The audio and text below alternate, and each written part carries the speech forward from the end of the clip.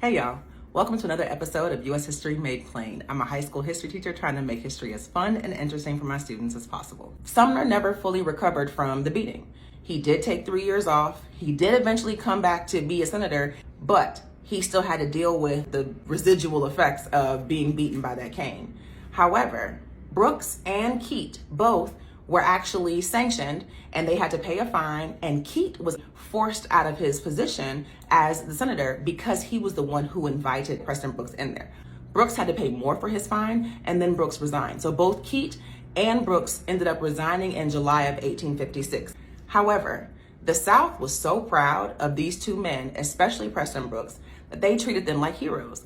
And so the South actually bought Preston Brooks more canes to replace the cane that he broke over Charles Sumner's head. Like, he just continued to get canes because they were like, oh, job well done, good job, good job. The North was upset, and they left Charles Sumner's seat open and vacant for those 3 years while he was gone, just to show how violent the South was. Now, the South, because Democrats were in charge at this time, they were able to re-elect both Brooks and Keat for the positions that they had just resigned from in July of 1856. They re-elected them in August of 1856.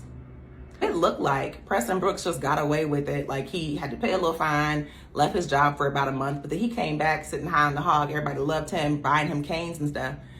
But here's the thing. Violence is not the answer, and karma is real, because Preston Brooks was re-elected for a full term to Congress in November of 1856.